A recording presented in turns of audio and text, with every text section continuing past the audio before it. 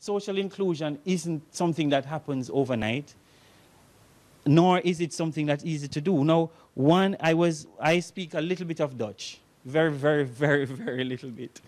I've been learning over the last 9 months. And what is interesting is that I speak English to my curators and they speak Dutch back to me. So you can understand that there's a lost in translation going on. But I was in a taxi and I had the opportunity to try out my Dutch because the guy didn't speak English at all. It was great. When I found out, he said he's Kurd. And I asked him, he asked me, where do you work? And I say, I work in a museum. And I asked him, do you like museums? He said, yeah, I like museums. And I said, which museum have you gone to? He said he has not gone to any museums in Holland yet. And I said, how long have you been living here? 9 years. Why haven't you gone to the museum? He said, because when I came here, I spoke no Dutch.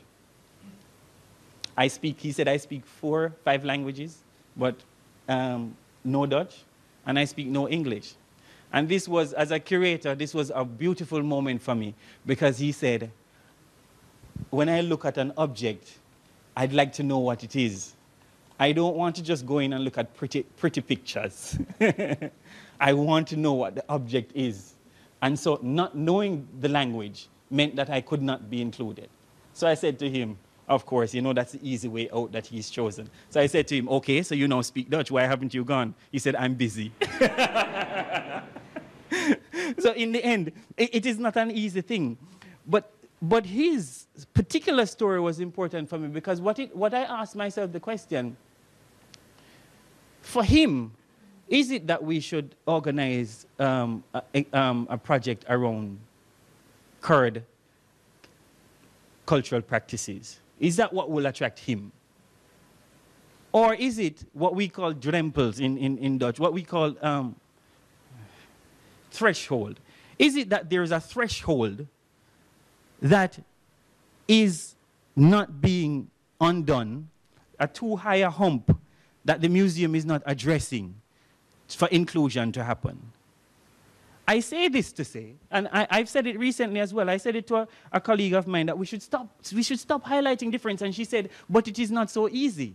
It is not so easy because people themselves feel a certain connection, a certain identity formation. They feel a certain connection to these objects, to their own culture.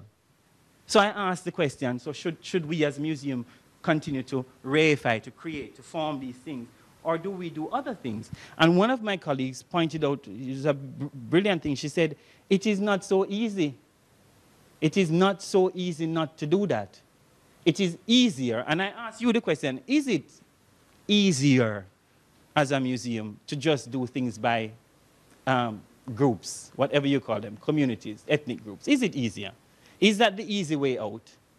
Have museums chosen the easy way out, or is it the only way? Who works in that? Come, talk to me now. Is it